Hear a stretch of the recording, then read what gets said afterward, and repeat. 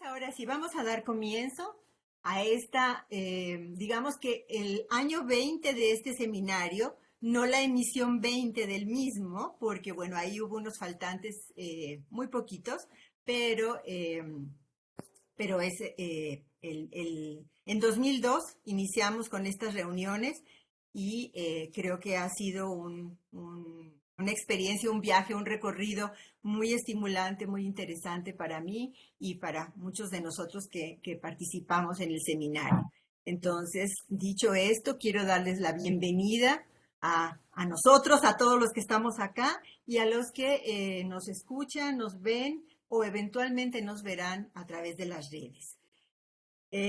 Quisiera, desde luego, ya empezar para tener el tiempo para conversar acerca de las exposiciones y quisiera empezar presentando a José Ronzón, que es muy conocido desde luego, quien está trabajando un tema muy interesante del que nos va a platicar hoy y al que le puso como título No hay flota que no dé pestilencia, adversidades y enfermedades para las mujeres en los barcos de las flotas novohispanas. Entonces nos remitimos al periodo de la colonia y te escuchamos, José.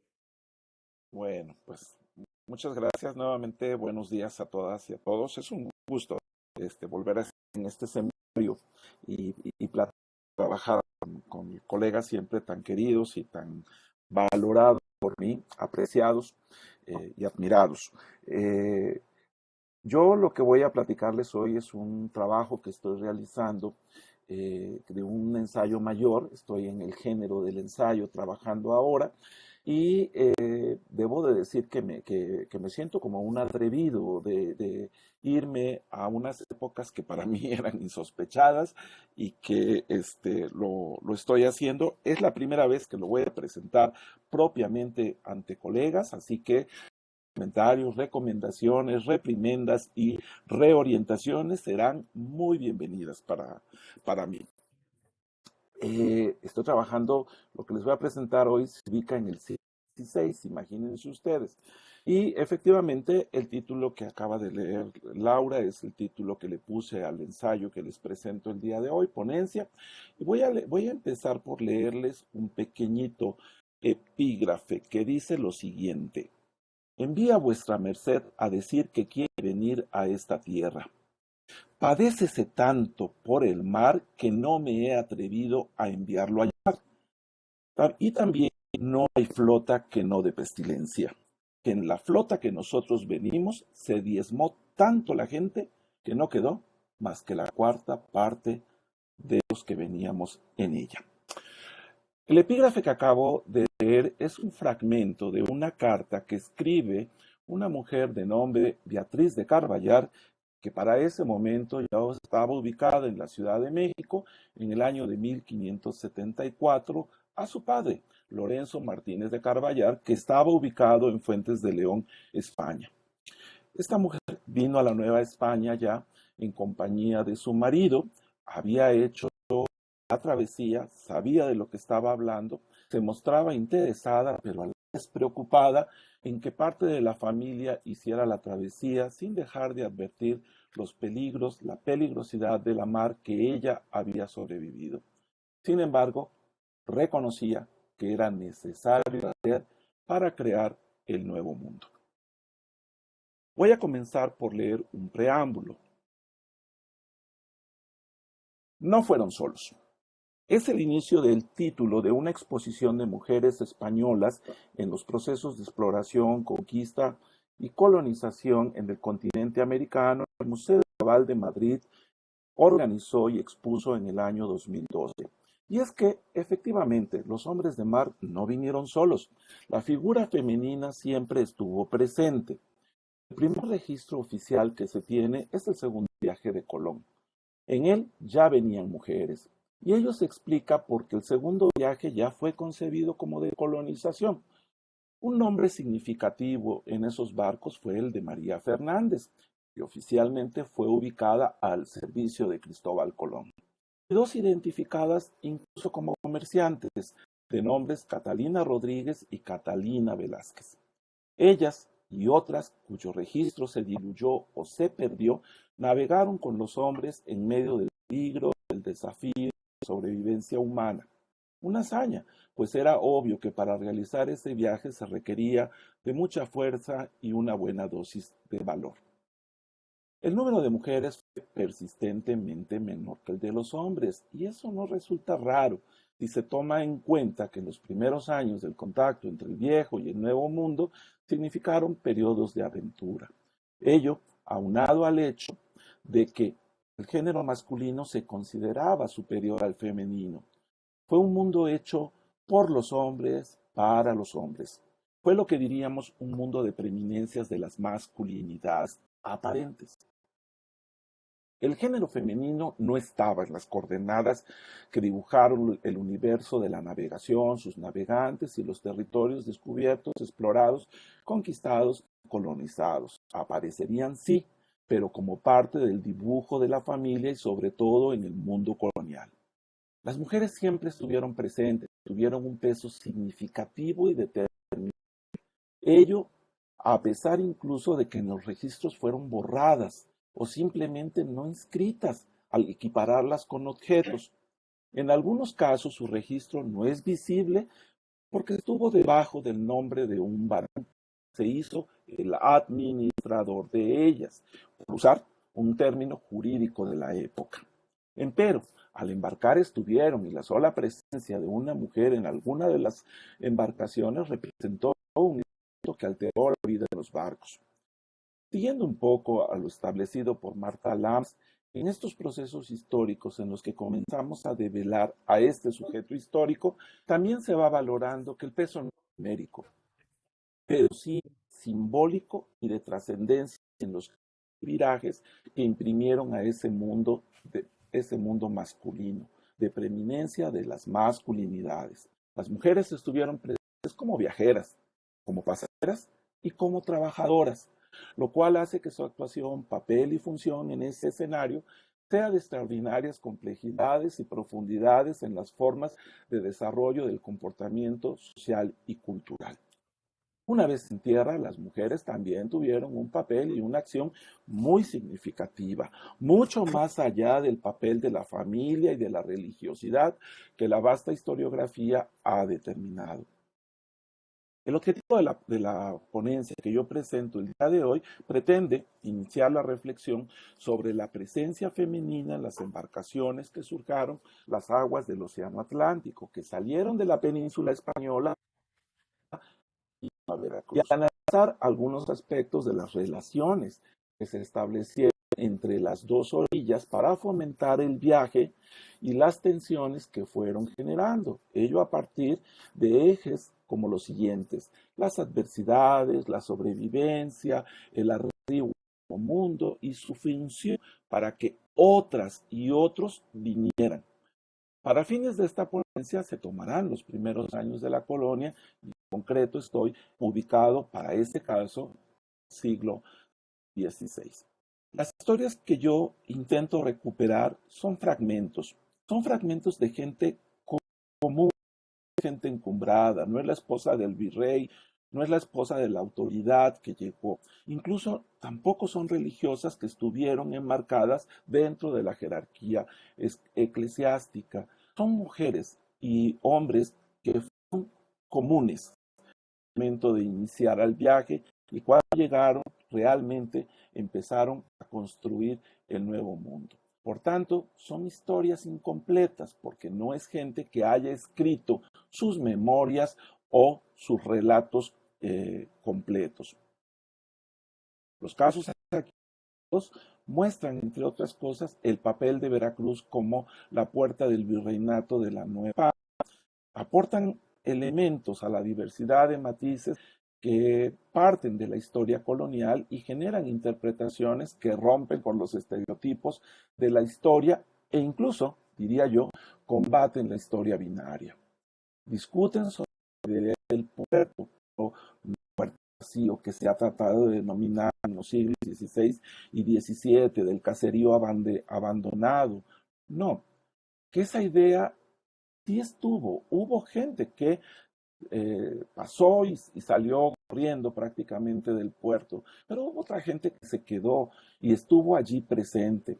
La pregunta es, ¿por qué se ha generalizado la idea del asentamiento vacío? Yo creo que la respuesta es bastante obvia, porque con lo que contamos hoy día son con los escritos y crónicas de los que efectivamente llegaron y se fueron, pero hubo gente que se quedó y esa gente no escribió, porque dentro de su horizonte no estaba la escritura y me parece que esa es una hipótesis importante a tomar en cuenta. Bueno, pero volvamos a la idea de las mujeres. Efectivamente, una vez que se comienza a tener noción y cierta conciencia de que hay nuevas tierras, se desprende un importante proceso de comunicación por medio de la navegación que integrará lo que se le ha denominado el mundo atlántico. Y este se insertará en el gran proceso de globalización, en el que quedaron planteados los grandes vínculos del mundo a través de ejes transversales. Dentro de ese proceso de comunicación, las flotas fueron importantes, en este caso, en específico, la flota novohispana, la cual tenía como membrete con destino a Veracruz. Claro, el punto de llegada principalmente fue San Juan de Ulúa, pues a lo largo del siglo XVI el poblado, como todos sabemos, fue itinerante. Las ventas de Huitrón, la Villa Rica y lo que hoy llamamos la Antigua. Sin embargo, eso no quiere decir que no estuvieran habitados, que no se desarrollara cierta vida que podríamos considerar como urbana. Es verdad, había casas modestas, bodegas y almacenes pequeños, negocios de menudeo, alguno que otro mesón, pequeños lugares de hospedaje que se llamaban posadas e incipientes edificaciones religiosas.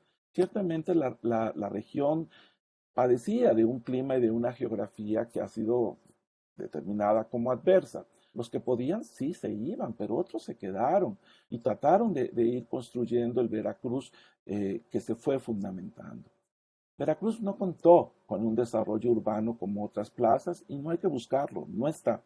Pero finalmente era un punto fundamental en lo que ya se iba configurando el complejo de comunicaciones del mundo atlántico. Y Veracruz ya era el vínculo importante del conjunto portuario que se comenzó a articular en la región Golfo Caribe.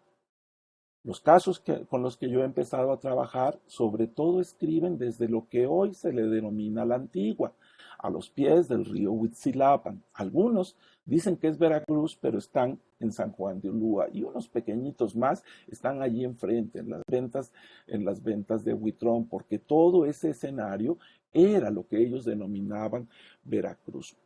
No hay que perder de vista que para este periodo, primera mitad del siglo XVI, las normas de conducta y orden social estaban atravesadas por distintos elementos como eran las leyes de Toro que se habían expedido en el año de 1505, lo que se había acordado en el Concilio de Trento de 1545, y en el ámbito de la gobernación, lo que dictaba la Casa de Contratación. Bueno, mujeres en viaje. El viaje fue un momento en aquellos años muy fuerte para todos, pero significativamente lo fue más para las mujeres.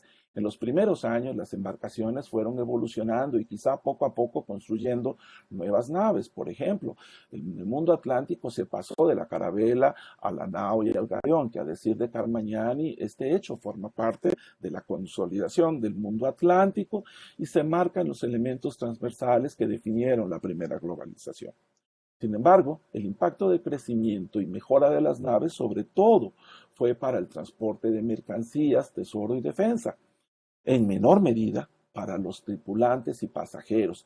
Para estos, el espacio vital creció poco y muy lejos estaba todavía las comodidades de un camarote o de un espacio correcto para dormir o tener estancias que podrían considerarse como humanamente tolerables.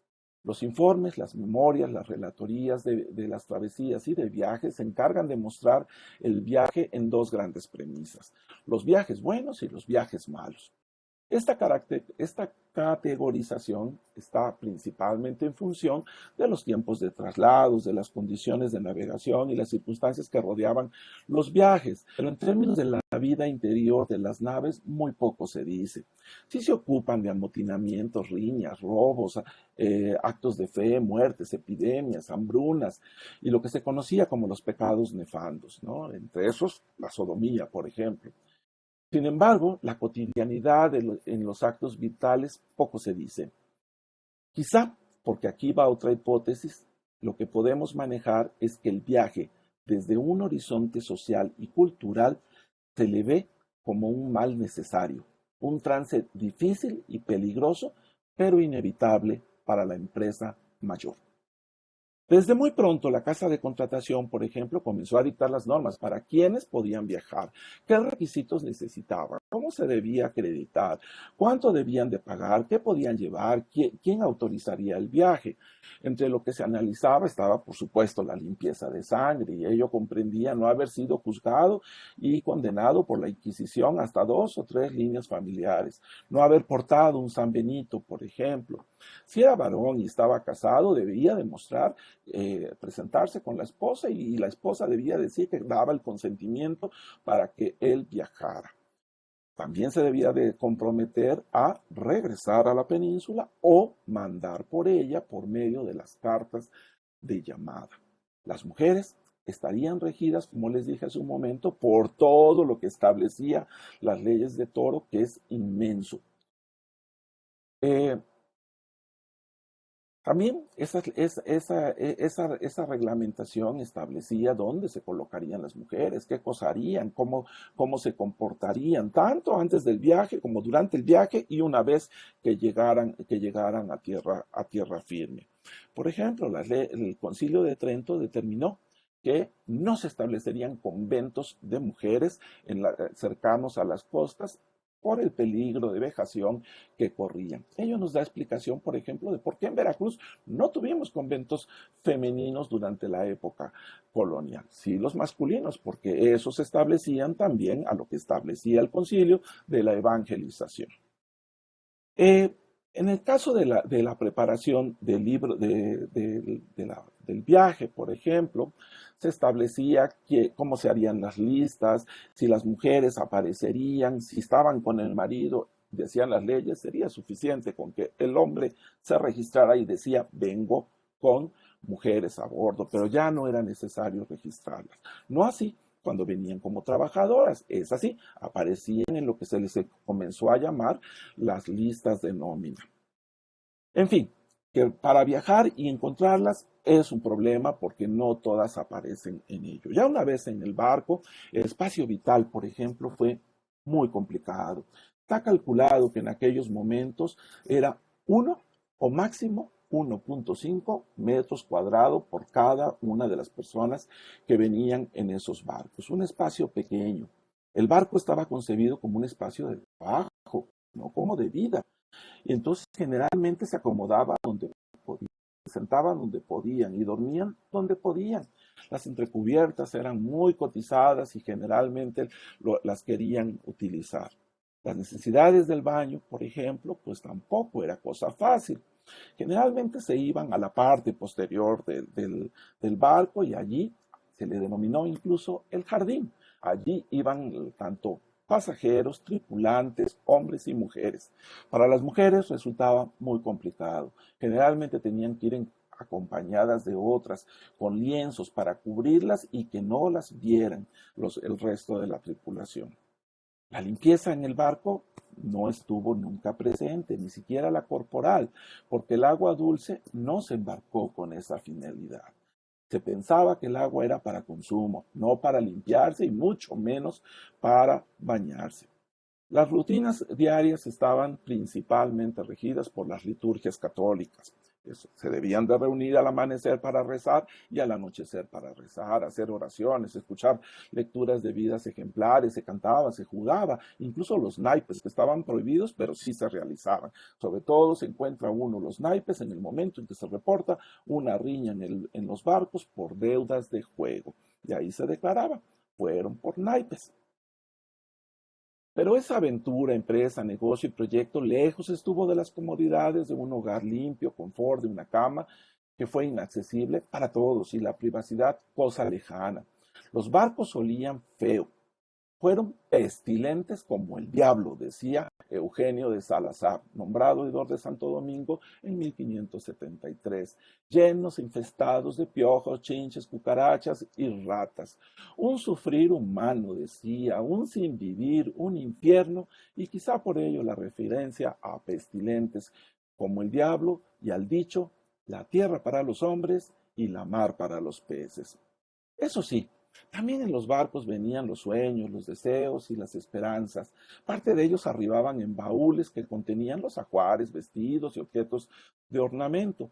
El propio Salazar describe que cuando los barcos se aproximaban o avistaban tierras y de manera especial las bahías como la de Santo Domingo, se desataba el ritual de sacar de esos baúles las camisas limpias, los vestidos nuevos, los objetos para adornarse y quizá mostrar al nuevo mundo la cara de la satisfacción de la sobrevivencia.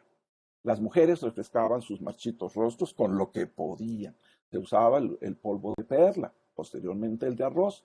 Sacaban sus peinetas, se alisaban el pelo, lo rizaban con los utensilios que pudieran traer a la mano y acomodaban sus ropas con los respectivos pliegues y olanes y con las manos abombaban sus vestidos para poder viajar.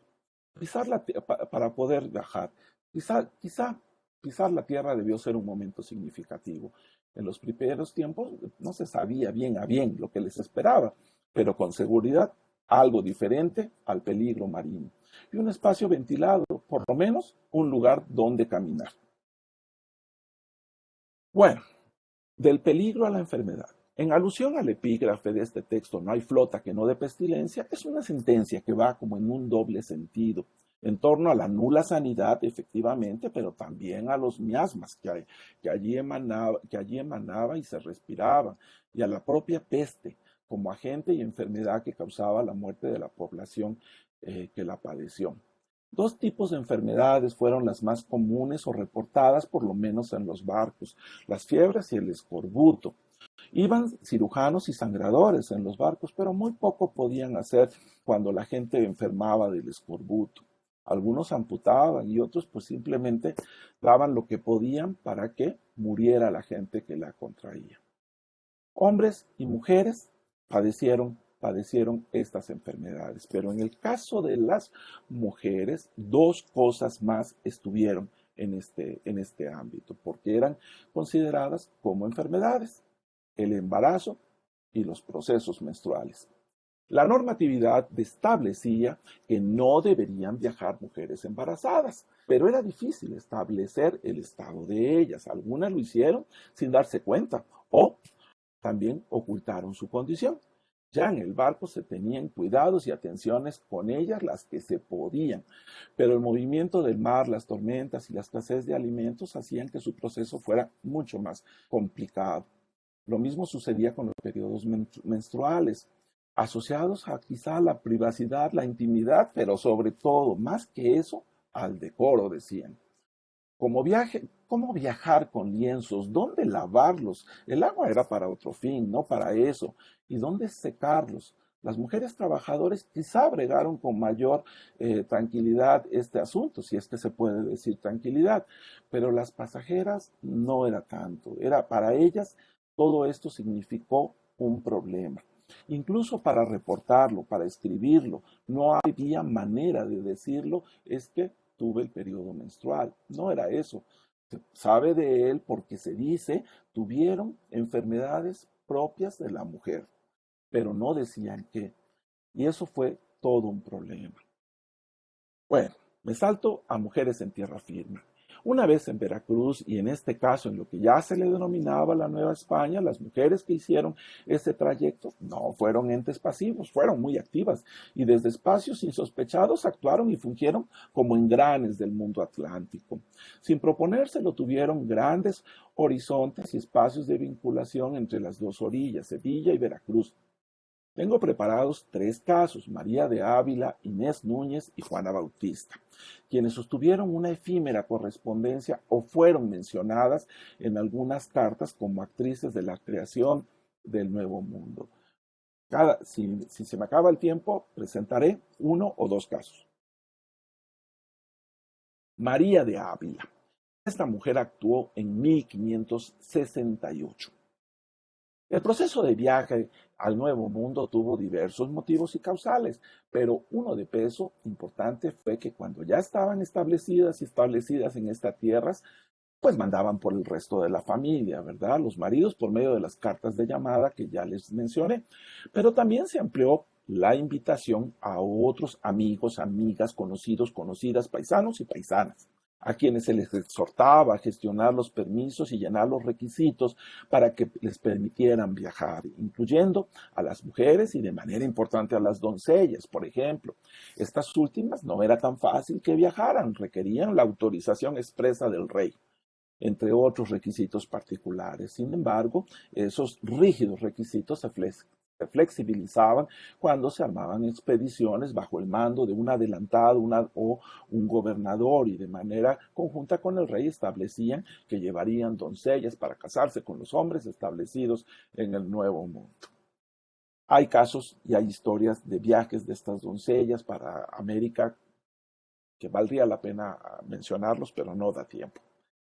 Siempre se trataba de motivarlos, de motivarlas, aduciendo las bondades que acá se podían encontrar, sobre todo la fortuna que se podía conformar, siendo que allá muchas y muchos padecían penurias. Las mujeres novohispanas tuvieron una actividad en ese sentido, y ejemplo de ello fue María de Ávila, quien en 1568, desde Veracruz, escribía a su madre María de la Paz, que estaba en Talavera de la Reina, indicando que en el navío de aviso, por medio de un mancebo de apellido Pacheco, mandaba una carta dando noticias del acontecer en las tierras e invitándola a venir junto con otros miembros de la familia, entre ellas una hermana y sus hijos. Le anunciaba que el mencionado mancebo llevaba las cartas para solicitar ante las autoridades los permisos de viaje, y también que un banquero en Sevilla, Pedro de Morga, ya le había escrito y mandado el dinero para que preparara el aviamiento y comprara el recado, así como el matalotaje requerido. En la carta le advertía que serían 2 meses de viaje. Ella sabía por su propia experiencia cansados, incómodos y sobre todo peligrosos. Sin embargo, desde su vida acá y expectativa de futuro, se justificaba extender la invitación y pasar por ese trance en que se necesitaba habilidad para saber qué alimentos traer, cómo administrarlos y la forma de cocinarlos y consumirlos en medio del océano. Qué vestir y cómo dormir en tantos días de viaje, cómo hacer las necesidades primarias en todo ese trayecto. Sin embargo, ella decía que era necesario. Este trance penoso, decía, pero necesario para llegar al Nuevo Mundo y sobre todo tener un futuro. En la correspondencia de que María de Ávila dictaba, también decía algunas medidas de alojamiento en Sevilla, le decía qué contactos estaban establecidos allá. En detalles más específicos de trámites le indicaba cómo debía gestionar las licencias, incluso preveía la posibilidad de que un sobrino no consiguiera el permiso y le señalaba las estrategias de cómo declararlo en calidad de paje. E incluso, si no se conseguía eso, cómo debía negociar que lo pudieran traer como polizonte. No queda muy claro por qué visualizaba tanto problema con el muchacho, pero es de suponer que ella sabía de los interrogatorios que sufrían en la casa de contratación y probablemente no cumplía con la totalidad de requisitos y le negarían el permiso. En la correspondencia no dejó de pedirle las cosas propias personales y acotaba sus actividades, gustos y condición de mujer y esposa de origen español ya en la Nueva España. Así señalaba que mandaba dinero para que le mercaran 3 o 4 pares de botillas y tocas para ellas, delgadas, decía. Y quiero que me compren lienzo. También necesito lienzo de hilo para que me traigan tela portuguesa. Y otras muchas cosas más que no voy a leer ahora. Llama la atención 2 cosas en la correspondencia. Una, fue ella la que dictó la carta al escribano. Incluso señala lo difícil que era conseguir uno de ellos en Nueva España y más en Veracruz, decía. Y 2, ella fue la que dio las indicaciones, señalamientos de trámites y apuntó los llamados buenos oficios de quienes arreglarían, administrarían los recursos para el viaje. Aunque habló a nombre del esposo siempre, no fue él quien firmó en primera persona, fue ella quien expresó lo que es posible llamar una estrategia para conseguir venir al nuevo mundo. Aun cuando la carta está dirigida a la madre y mantiene un cierto tono familiar, es un documento que revela que María de Ávila sabía cómo tratar estos asuntos.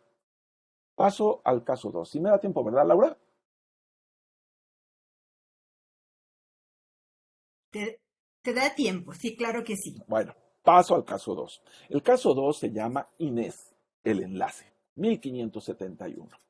Los lazos establecidos entre humanos con los que se llegó a conocer como la gente de mar fueron diversos y en ellos las mujeres también figuraron, como fue el caso de Inés Núñez, mulata radicada en Veracruz, que se relacionó con un hombre llamado Andrés García, español y ya morador para ese momento en la Ciudad de México. Inés Núñez fue un contacto de García que fungió como ayuda en la empresa de ofrecimiento para Pedro Guiñón, sobrino de García. Y la invitación era para que hiciera la travesía por el Atlántico con destino a Veracruz e hiciera futuro en la Nueva España. En febrero de 1571, Andrés García escribía a Pedro en Colmenar Viejo, población ubicada al norte de Madrid, y le reclamaba que no le había mandado que le había mandado varias cartas y no tenía respuestas a ellas, siendo que las deseaba al decirle que había pasado muy mal, debido a males físicos en el Nuevo Mundo, decía. Sin embargo, lo invitaba y ofrecía su ayuda para venir, incluso le decía de sus contactos, tanto en Sevilla como en Veracruz, que le ayudarían en este proceso. Así le explicaba quién era Inés Núñez y le refería. Como vistes, vine en la nao de Felipe Boquín, el cual en la Veracruz, que es puerto de esta tierra de la Nueva España, me vendió cuanto tenía para que pudiera pagar 40 ducados que le debía. Y yo llegué casi en estado de muerte.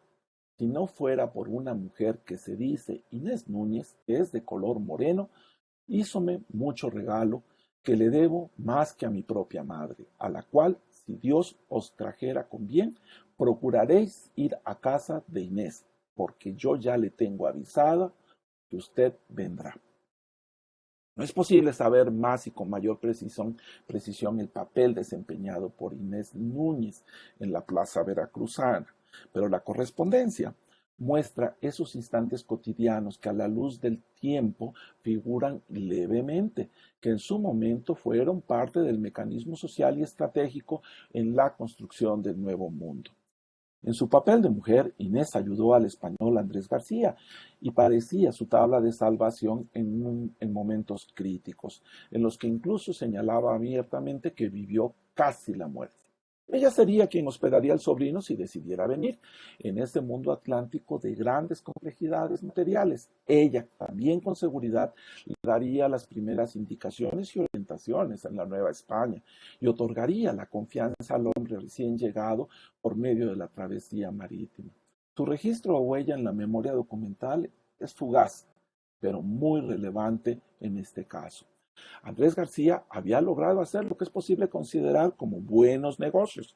A decir de él, tenía negocios mercantiles, entre los que se contaba la venta de algodón y cera, así como negocios de cacao del Soconusco. Estaba casado por 10 años con una indígena y decía, voy a mi voluntad, con la cual no tenía hijos, como aseguraba que no poseía herederos, por lo cual solicitaba al sobrino Pedro que viniera y, de ser posible, en compañía de otros parientes.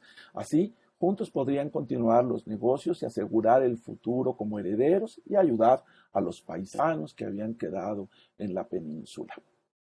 De vuelta a los preparativos, García le indicaba a su sobrino que en Sevilla estaba Alonso Moreno, mercader con quien había tenido tratos en estas tierras del reino y lo ayudaría en las gestiones y trámites de licencias y permisos.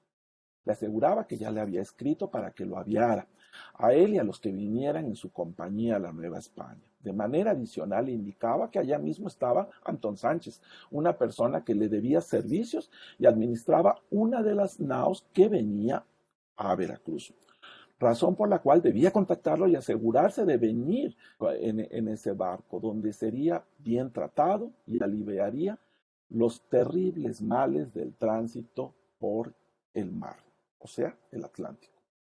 Moreno y Sánchez en Sevilla, junto con Inés Núñez en Veracruz, son ejemplo del engranaje que algunos pasajeros requerían para hacer el viaje al Nuevo Mundo y constituir esos recorridos del mundo atlántico. Ya no me da tiempo a entrar al de Juana Bautista, pero concluyo con lo siguiente.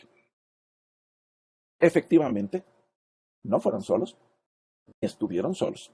Y el análisis de la presencia y la acción de mujeres debe ser estudiados.